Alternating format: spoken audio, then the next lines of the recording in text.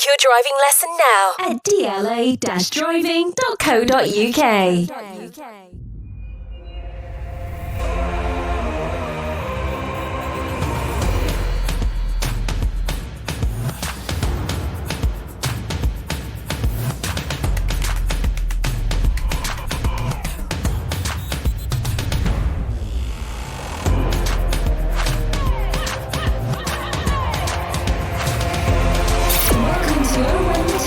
Sponsored by DLA Driving Schools.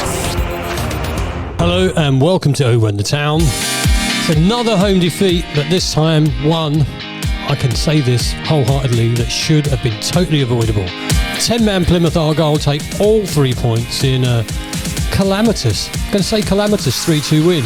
Poor defending, goalkeeping errors, a little less passion that we want as a Luton Town fan from the game, and the match ended with the chorus of boos and probably nobody clapping the team. We're going to discuss the game in a bit more detail. We asked you for your comments on the game this week because we were so fed up with the result and parts of the performance, if not most of the performance. We have your 3-word reviews as usual. I'm sure we're going to have some differences of opinion. I don't know. Let's see how we go. If you're watching on YouTube, you'll see that there's only 3 of us tonight. Sadly, Steve is ill. I just think he's sick of the football, Darren. And we've got Darren and Bataro. Nearly forgot his name there as well. Yeah. It's a good start, isn't it? How are you going, guys? Thanks for coming up. He's Bataro. There we go. Bataro, there we go. Oh, yeah, What's talking then? It's a great start. We're doing as well as the game was on Saturday. Yeah, his management was rubbish there with that. Bataro, how did you feel about the weekend? Do you know what? I think it's the first time in a long time I got very, very emotional and frustrated, and it was showing. But yeah, weren't good. I said in the intro there, it should have been, and I don't want to be disrespectful to Plymouth Argyle, but they were there. We should have beaten Plymouth Argyle at home, Darren, right? Yes. We should have. Yeah, I think so. I think so. I think they're maybe in a bit of a false position. They didn't really? have. Yeah, I don't think they had a great start, but their last result was half decent. I think they're going to be all right. And actually, I wouldn't be surprised if we end up very close to each other in the table come the end of the season. Somewhere in and around the playoffs, maybe just outside. So, should we beat them? Yeah, maybe we went there. There was good buzz around the stadium. I think the club are trying to do good things. It was the anniversary thing and everything else. It just didn't happen, did it? It just didn't happen. Why are we still waiting for that brilliant performance at home? The one that people are going to blame Matt Bloomfield. People are going to blame the board. But I'd like to put some of that blame on the players because whether they're playing out of position or not, on Saturday in particular, they should have shown more. We didn't we didn't take those big chances. We did not take those big chances. Although I have to say, there was one world-class save from the Plymouth keeper. What are we missing? Why aren't we happening? Well, I pulled a face that day when you said we didn't create because we did create. Yeah, but we didn't. We created, but we created 16 corners. That's it's ridiculous. The creation is there, but you can create as many as you want. But if you're not hitting the target, and that's where we're at. We're currently a bang average League One team, and that's what we are. And we have to face facts. That's what we are. For now, hopefully. For now. Well. I know what you're saying, Bataro, but something needs to change. But I know you go on about you're 10 games in, where we're 7 in, and that actually it's the 3 losses though. I did say I was going to the guy that called me out after the Bradford game because I was so down after the Bradford game. Tommy Boy 207 on YouTube. But he sort of said, look at it overall, and I now we've had Bradford, we had the first half against Peterborough, Wimbledon at home, and now this one, and you start going, these aren't one-offs now. This is Luton now. We've always been a roller coaster overall, but look at these 7 games. This is Luton. We're going to end up around the edge of the playoffs, and that's probably what these players. That's their level. It only takes a small change and a short run to change that feeling, doesn't it? I just can't see at the moment that coming. And we're going to Lincoln next weekend, and truly you'd fancy Lincoln, wouldn't you? Well, the daft thing is you got players performing for Lincoln now that were our top players 3-4 seasons ago. You know, Sonny Bradley scored 3 and 3. Collins has scored a few. Collins has got 5 this season. 4 or 5, yeah, something like that. I mean, currently, would they walk into our team? Those 2 players? Well, you're not going to say about Sonny, but yeah. But do you know what I mean? You know, have we regressed that far? You know, are we going to Lincoln against our old players and going, oh, we've got to watch out for them? I'm still confident. I'm still confident that once it gets ticking over, we'll be absolutely fine. I'm not saying obviously from Saturday's performance, I thought it was terrible, but I've seen enough so far to warrant us. I know what you're saying, but to improve. We did this all last season. Yeah, I know. And we got to be careful here because we're 7 games in, and we said it will click. Don't worry, it'll come. We won't get relegated. And we kept saying all those things, and then you went, oh no, we have gone down. And it was too late. Look, we're not going to go down. But you're talking down in my sky. No. Look. I don't think it was terrible. I mean, look, the reactions at the end of the game. I'm standing there going, you kind of knew they were going to get booed, but to that extent, I mean, really, they're getting booed because they didn't beat 10 men. Yeah, that's it. They're getting booed for that. But Plymouth with 10 men did an excellent job. In the second job. Once they went down to 10 men, when they nicked the goal, and you could have played bloody Benny Hill theme tune over that. For our older viewers, that one.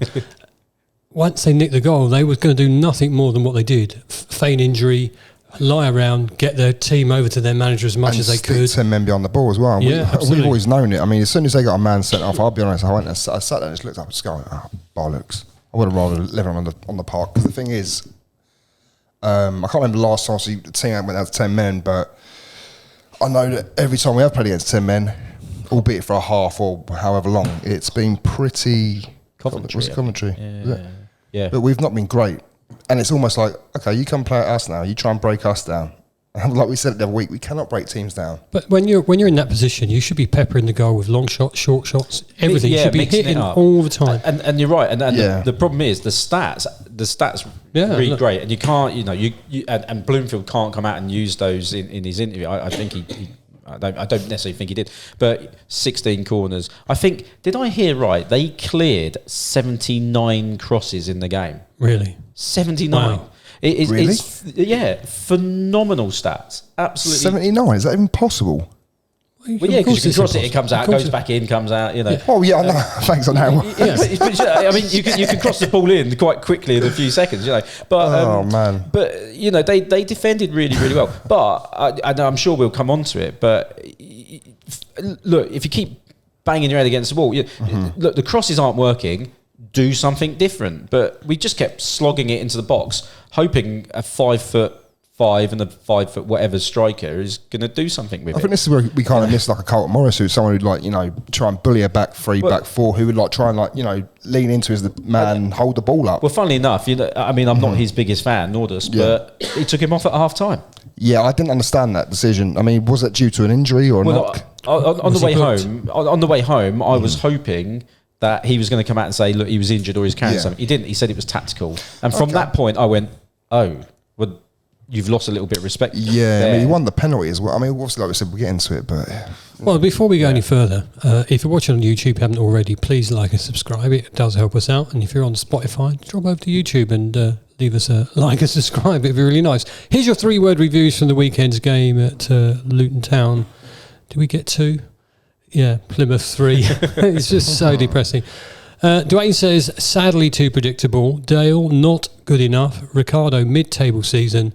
Mark, formation not working. Sarah, 4-4-2. Chris, same old story. Tom, final product lacking. Rob, Sunday League errors. Andy and many, many others said, too many mistakes. So, Batara, do you want to take one of those? Do you know what? I'm going to have to agree with Dwayne on this one. I'm pretty sure this is Dwayne Anstey, yeah? I don't know. It's got to be, surely. Anyway, sadly too predictable. Because I think from the minute they scored their winning goal, I knew in my head, I thought, well, we're not going to win this game. And I think I was looking at maybe after 10 minutes and I thought, mate, I think we did all right, didn't we? We sort of pressed them high up, retained a period of possession for about, a good 8, 10, 12 minutes. And then all of a sudden we had nothing. And I think this is going forward from like the 70th minute, maybe, roughly. And we were just utter shite. And we couldn't get a grip. They looked like they had 11 men still on the pitch. And then all of a sudden the momentum swung. And you knew, even in the last sort of 5, 6, 7 minutes, and plus the 10 minutes at a time, was it? Yeah. And you thought, we're not creating anything here. Because it was just too passive as well. With the passing, sideways, backwards, get it out wide, cross an opportunity. Oh, wait, I know what I'll do. Turn back, go back. Even Shaden Morris, I'll be honest, I was predicting him to maybe take on a little bit more than what he did. It's almost like he looked to take on his man and then he turned back. And that's all I kept seeing from both sides. And it was just, like you say, too predictable. Darren, what are you thinking? I'll go with Mark, formation not working, but we're stuck with it. But did we not change formation? Sorry, second half. Right near the end. Oh, was it? I thought he went 4, maybe. Nah, right near the end. So. Nah, later than that. But so, what do you want to see? What do you want to see in that formation? Well, we can't do anything else, Dave, because we've walked into this position where we're just stacked up on centre halves. We're stacked up on forwards. Don't particularly have. Baptiste is out, loads of great choices in the middle of the park.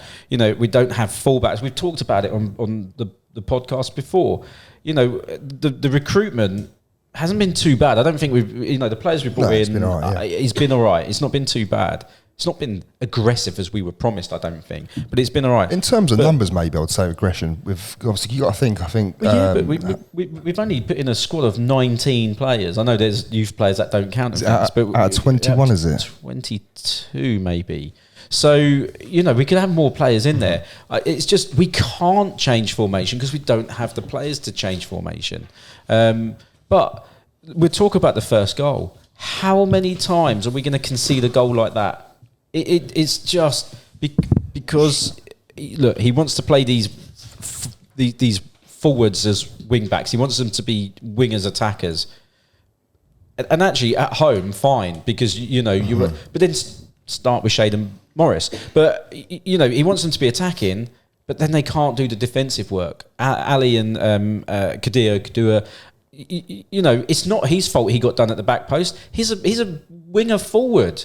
It's disappointing to see that one go in, though, wasn't it? Because they hadn't really shown much. No, they hadn't shown much. But the fella up front for them, he was on fire, wasn't he? He had a great game. It was like Tolai, the long hair. Yeah, but he's only got 1 foot. He's completely one-footed. I don't think he touched the ball with his right foot. And Longvic showed him inside. Show him outside. So he showed him inside, allowed him to cross it, and then, like I said, we've got a winger playing fullback. Yeah, and just stag, wouldn't they? How many times do we concede goals like that? It's so easy. I think we did it last season. I think we was always complaining about Chong playing left wing back role, and he kept getting beaten in the air for headers. Kabore got done. Yeah, was that the Premier League season? He got done at the back. But I was thinking obviously more Chong and obviously people like that because obviously Chong was obviously more of an attacking player, wasn't he? And he used to play at left wing back, right wing back, and it was a bit like. So you're right, Dave. What happens because what other formation can we play with that stock of players we've got? I think they're stuck. Surely, we said this before. Surely, professional footballers can play slightly out of position and do to what if they change the formation. Surely, someone can fit in that gap. I mean, depends on how big the gap, like you say, how big the difference is in position. I mean, Kadua, how you say his name? We need to agree on that. How you? Well, I keep hearing Kadua, so we'll go with Kadua. But but what was I going to say? I've lost track now. But about position, I think maybe a centre half can go and job as a right back for 20 minutes, half hour at the end of the game. Like he did change to a 4 very late on. A centre half a defender could go and do another defender's job. Maybe a centre half could step in as a CDM as a makeshift. The only but a midfield and a forward would really struggle to play defence and vice versa. The only thing I'm thinking, obviously, with the two wing backs playing as obviously it was a 3, wasn't it? A 5 in midfield, wasn't it? Technically, but then obviously we look at him as wing backs, obviously in the defensive area.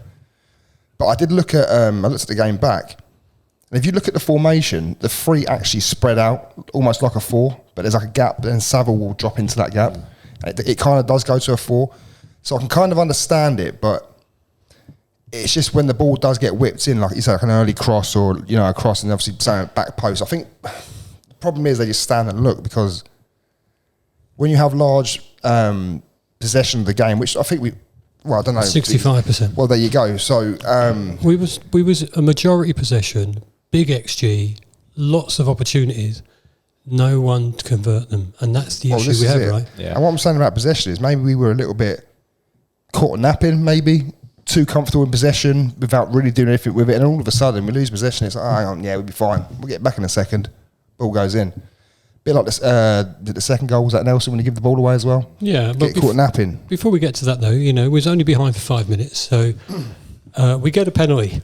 I've looked that back a couple of times, and I'm thinking the defender that elbowed Nordos in the face was very lucky to stay on the pitch. Definitely leaned in, didn't he? Yeah, sort of like leaned across or seeing. Yeah. In wrestling, that's a forearm smash. Well, and I think that, and ironically, that may have been what saved him, because I think it was his forearm rather than the elbow. So he's gone clumsily into him rather than a proper elbow to the face. It was ridiculous though, wasn't it? Imagine if that was a Luton player doing that, you'd be absolutely livid. It's disgraceful. I mean, for any player to do that, defender, I don't know what he was, but that is absolutely shocking defending. Yeah. On the corner of the box as well. He's virtually outside the area near enough. It was ridiculous, but it was a penalty. There's no doubt about 100%. That. No doubt about that. And, we score Yates from the spot. You're thinking, right, now we can push this on. Mm-hmm. Now we'll take control of the game, and we're not going to let anything happen anymore, are they? We're getting into the last seconds of the first half. You're thinking, well, at least get to half time and don't mug this up. And what did we have? 5 minutes there, didn't we? Yeah. We knew. I think there was a couple of injuries and obviously the penalty. So, but the board's there now. I don't know whether the players do look up at the board and see the time, but I'd say so. Yeah, they must have known it was getting really near the end. And look, I was singing Nelson's praises for Burton away, and he just looked a little bit missing in this game, as did a lot of players, by the way. But there's times, and he'll learn, he's young, there's times to play it, there's times and areas on the pitch to do those kind of things. With the amount of time left in that half, it needed a hoof. Just got to go. 100% hoof, game's finished. Yeah. You get in, Matt Bloomfield has a different conversation. Do you think if it was the other way round and their defender made that mistake, we've got the player that would latch onto that and won it straight in the... Yeah, I think so. Do you know what I mean? Yeah, I do think so. We just seem to get punished so easy by our mistakes, but we don't punish others the same way. Darren, that's not a new thing with Luton, is it? No, not at all. It's always the same.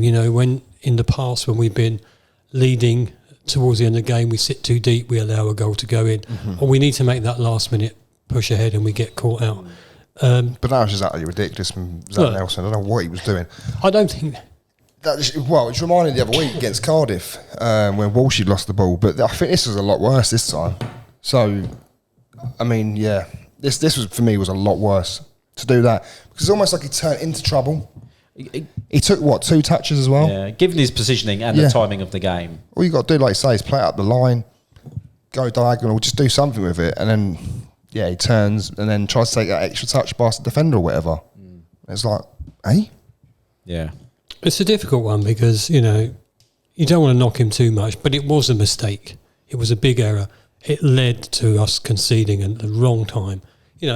But come out second half, he's made some changes. Well, do you want to say something? Well, no, I was going to say, arguably, yes. If you go in at 1-1, do you get that reaction in the second half? Do you come out, So I think if you go in at 1-1, it's a different team talk, isn't it? Yeah, completely. It's a different team talk. It's saying, right, now we've got it. Now we're second half. We're going to really push at them.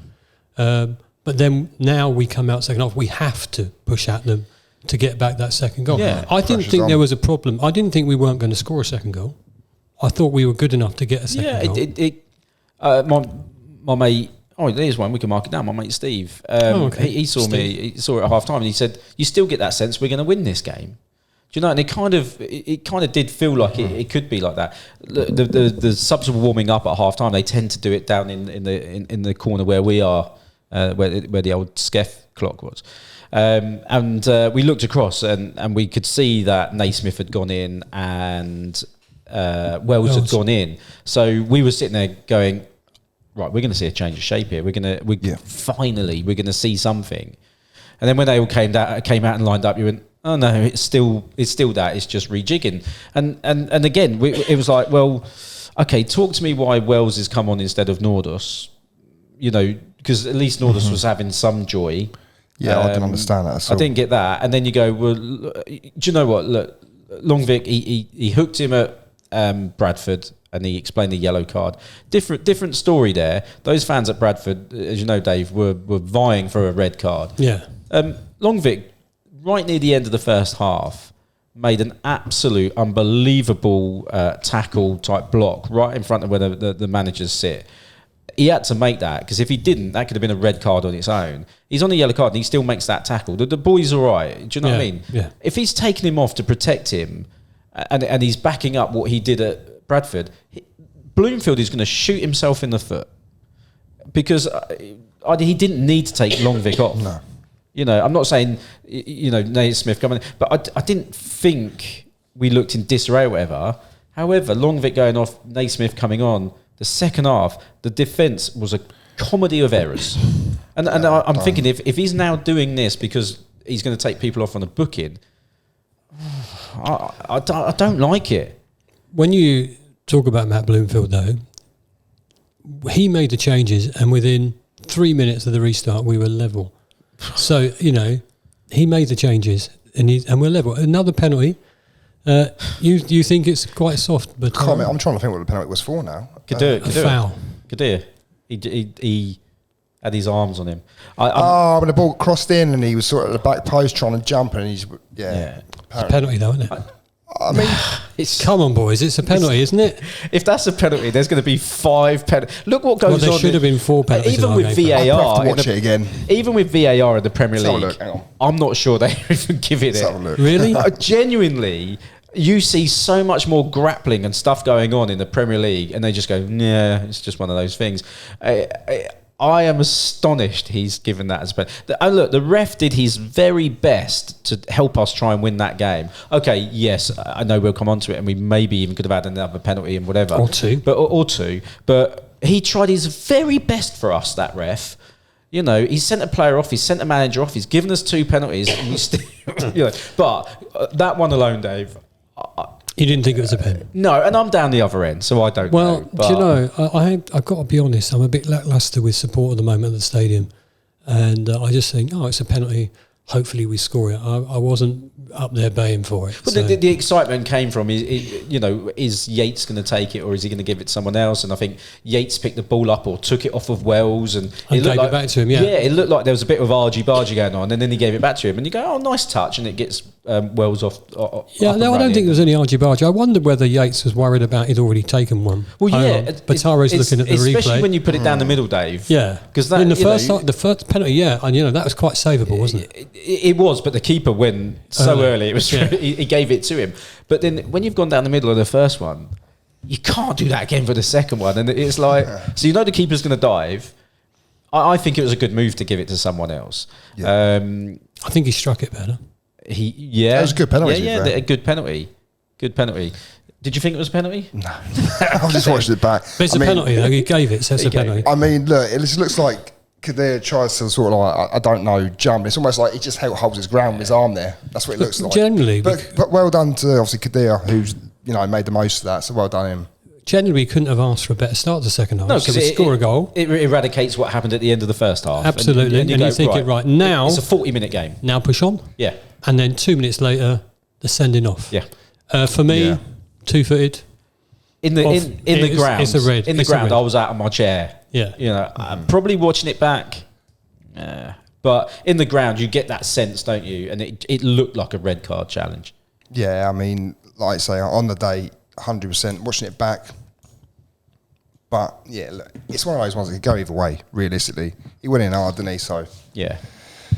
But just gonna say, obviously, have we got anything on here about another penalty incident that we maybe should have had after as well? That comes literally a couple of minutes later. I was gonna say, which one's I was gonna mention that. Not the one on Ali. Ali got booked for a challenge. Was it Ali? The trouble with that one, Dave. I can't remember it. There was one that basically I think the referee bottled, and I'm thinking now, looking back at that replay, when we give us a second penalty, no wonder he bottled it because that probably was not a penalty. So well, yeah, and they shouldn't do that, but he kind of leveled it up. Yeah, I think the problem with the alley one, and we were talking before, Dave. I don't know. I generally haven't watched that back.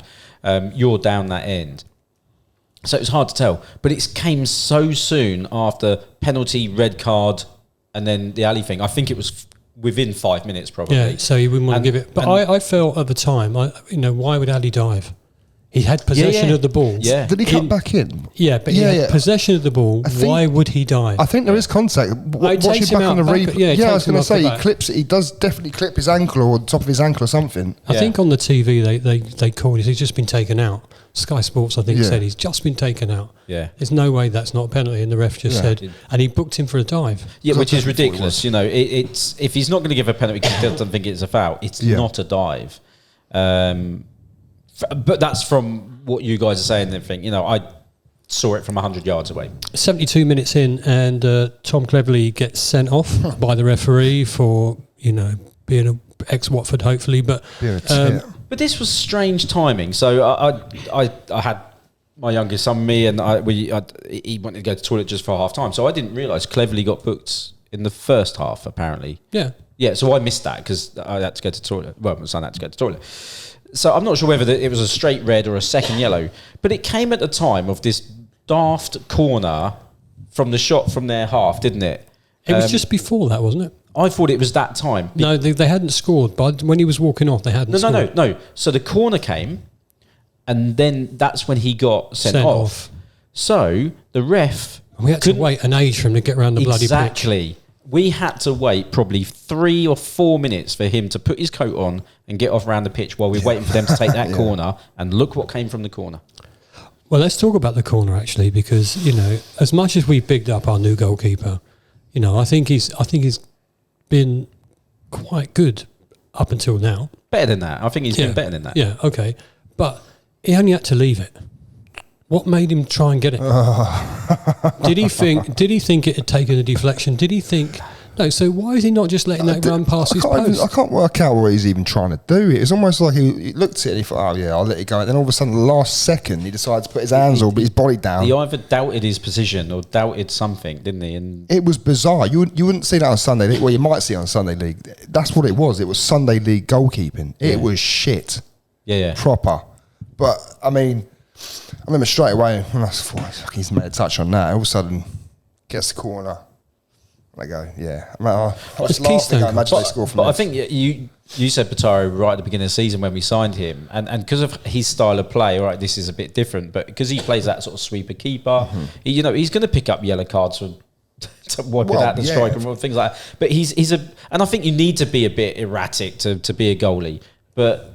That's a basic error, though. It's going far wide. Just leave it. Yeah. Get a goal kick. But again, they're a different breed, aren't they, goalies? And it's like, why did he try and do anything? I can't think of any excuse. There's no excuse for what he did. Even the simple fact of the matter of he wanted to keep it in play or whatever, just fucking dive on the ball. Just dive on it. Yeah. It's not hard. It's not going across the floor really quick. Yeah. It's such basic, simple. I could put my son right, give him a kick up the arse, say, go on, boy, you go and stop that ball, and he would be able to do it. To be fair, your son's 3. And he's massive, so yeah. So am I, to be fair. His size like belly, So you're right, Darren. We had a major wait for Cleverley getting sent off. The thing that annoyed me there as well, they pulled the tunnel out quite early where I sit, and then you can't see past it. Yeah. Just keep it in until he gets close and then pull it out. You know, stupid. If you're listening, Luton, do that next time. And I know Andy came out after the game and he went back to their fans. He's not allowed back on that pitch. Just saying. Well, I don't like him, so it don't matter to me. I left because I was so distraught. Got a bit of character about him, though, isn't he? Yeah, unlike some managers. But saying. Okay, but would you have him as your manager? No, because of who he is. But do you know what? I love the passion, and we're missing that big time at the moment. I think if the fans got behind Matt when we have a good performance like he does, then you see that passion. But he's defending his team at the moment. Yeah. And I find that quite hard. Let's talk about the goal, because it was I said calamitous at the beginning, and it was that, the Benny Hill theme tune over that. We'll get Jacob to try and put the Benny Hill theme tune over that goal. And you can see what we're saying, it's not the first time I've seen a goal like that. Well, straight away, it's the Blackpool goal, isn't it? Yeah. The only difference is we boot it off their player, not our own player. Oh, Yeah.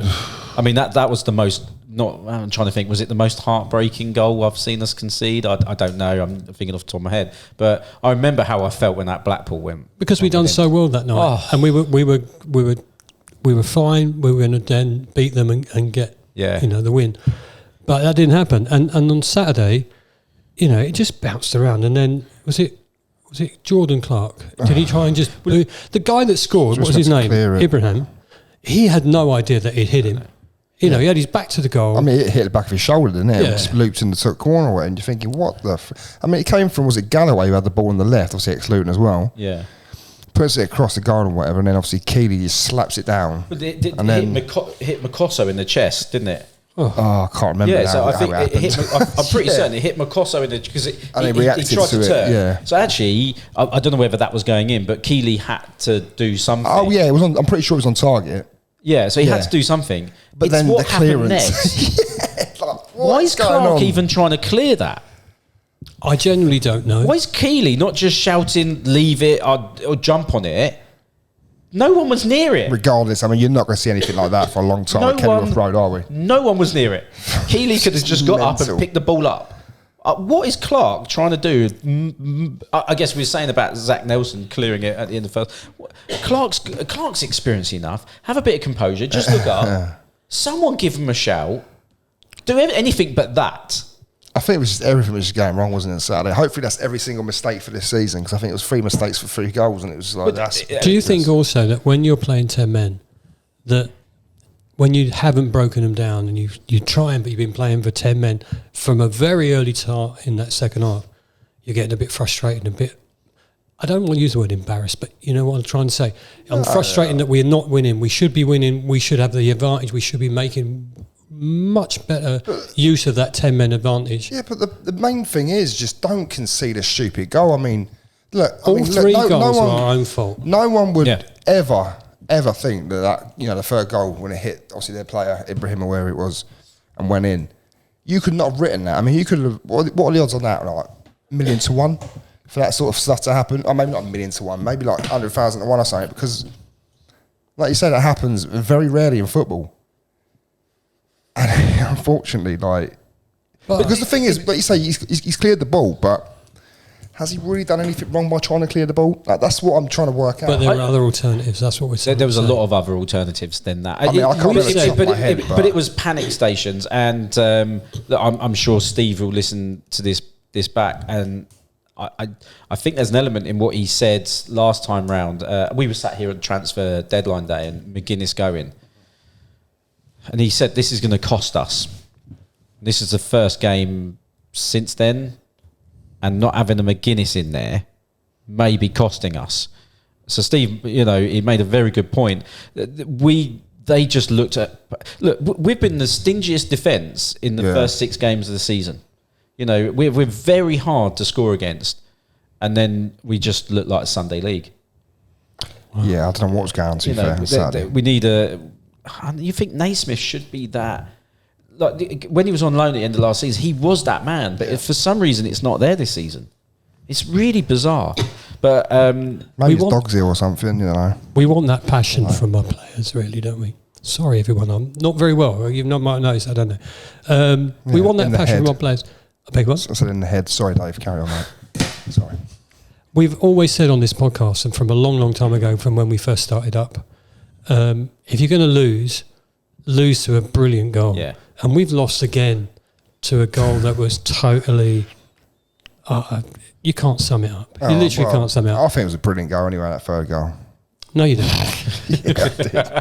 I mean, where do we go from here? It was a great finish, wasn't it, at the back of his shoulder. But And, the boos at the end of the game, I mean, I stood at the back of the terrace, and as soon as the whistle went, I left.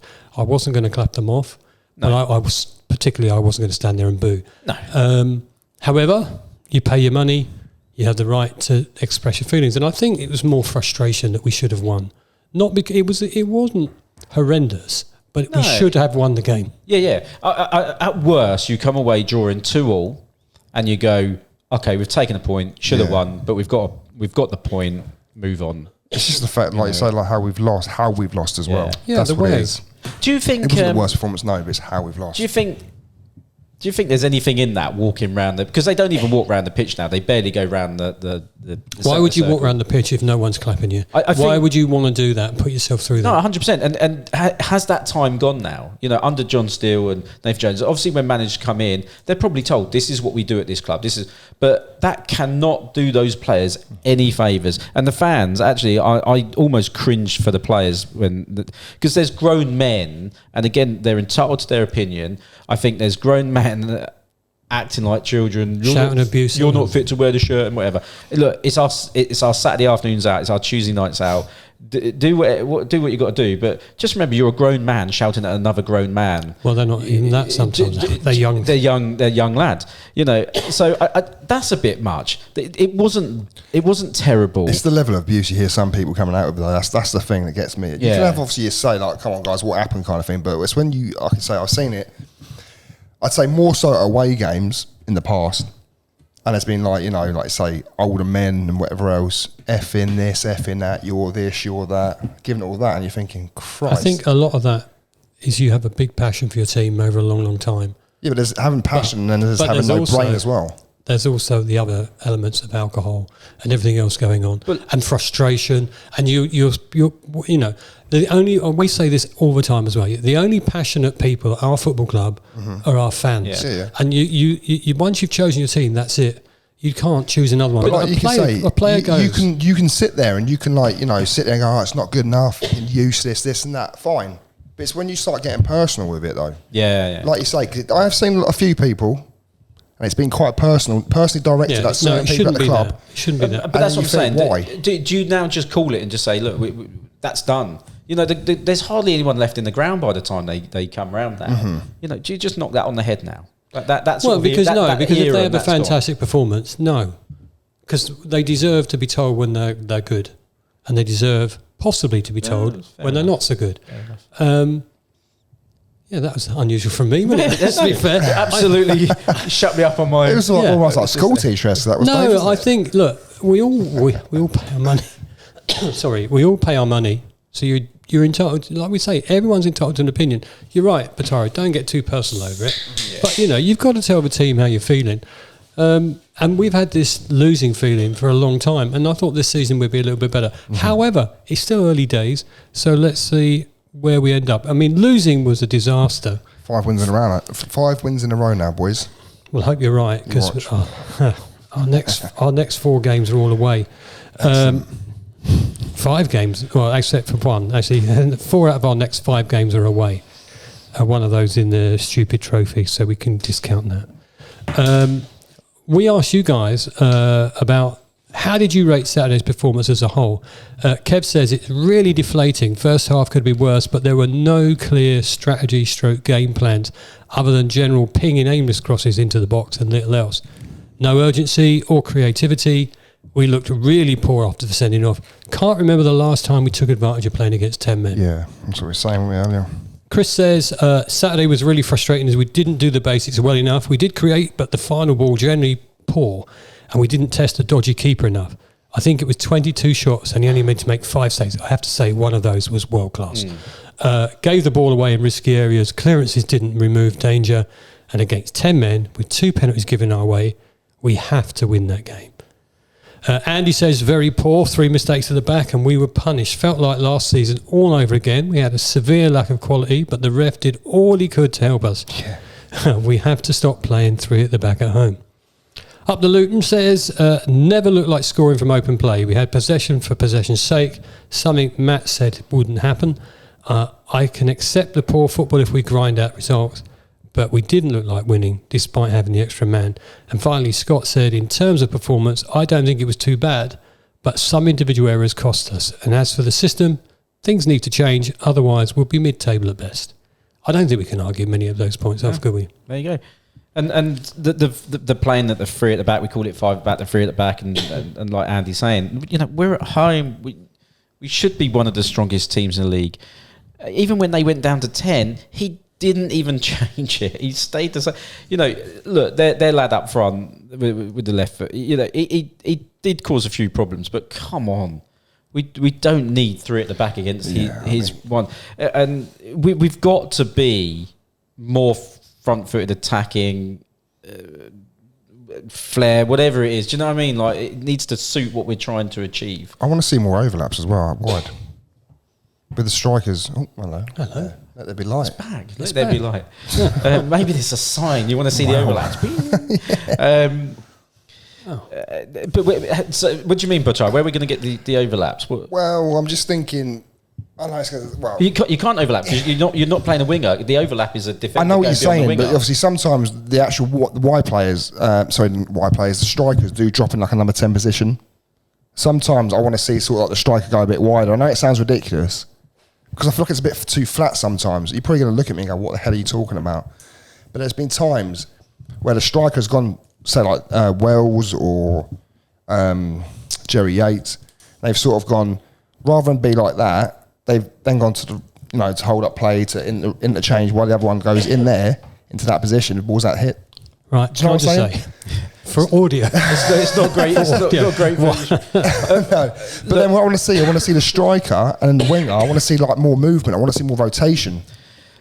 For me, I know what you're saying, the overlap, but it's flat up top. That's what I'm saying. We hark back to the good days, but when we were playing these kind of formation, or the overlaps and the fullbacks were attacking defenders, not defending attackers. The Staces and the Justins and they're defenders that can get forwards and put a cross in. But I just think the movement is very flat up top, and I think, I'll be honest, the front two have not impressed me whatsoever. I mean, Nordas, since he's come in, I think he's done a lot better than both of them.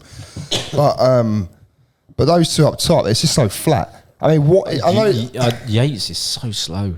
Is our man so slow? Is our injured man from Ipswich? Is he the guy that's going to come on and rescue us?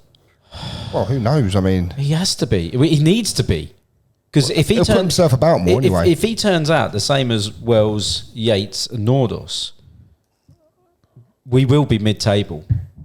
Right. Just to make you feel really, I just want to see more movement. Oh, good God! Look, next one up is Lincoln away. Yeah. Just give us your thoughts. Lincoln away, win. Right, I'll be happy if we just take a 1-0. So I'm going to go with the 1-0. That's what I'm going for as well. My thoughts, Dave, is I'm really annoyed I left it too late and then I haven't now. Well, it's sold out, isn't it? It's sold out. I had the ticket in the basket, left it too late. That's on TV though. It's not the same, though, is it? Well, you can come along, just tune in from outside. I'll just drive you up there for 2 hours. That'd be fun. I can't really down. It's all right. Anyone got a ticket for me? That'd be great. I would take a draw. I'd take a draw at Lincoln. I'd take a 1-1. Okay, a 1-0. 1-0 win. So I'm going 1-0. I'm sure Steve messaged? Does he message on the I don't know. I can't see. Just looking down at those fixtures, Dave, I don't know whether Blackpool have got any international players. I don't know how many you need to be called off for international. 3, is it? 3 or more? What, out of the 2 teams? Or no, 3 out of 1 team, I believe. You're telling me Blackpool got 3 internationals? Possibly not. We called those. So we called it off. We called it off. I think that's a really poor decision by the club. Really, really poor. Because look, we could have played it without Wales. That's not a problem. Saville though. Chong was probably one of them. He not playing anyway. Can you play Saville? Yeah, but we're talking Blackpool. They are with the. Hey, be careful. We were talking Plymouth the weekend. It's the same thing. No. I don't think it is. I think Plymouth generally are in a wrong position. I don't think Blackpool are. I think. Are we going? Shall we go? But this is the other thing. Tuesday night. Just trying to make the point. Look, Burton was decent, but Burton are rubbish. So we had a good game, and you think, right, come off the back of that, you got Barnet, which you'd fancy you'd win, which we did. And you think, well, go on then, go and play the Blackpool game, because even without Saville, I think you're going to have some joy there on a Saturday. You know, the crowd would have been buzzing and everything else.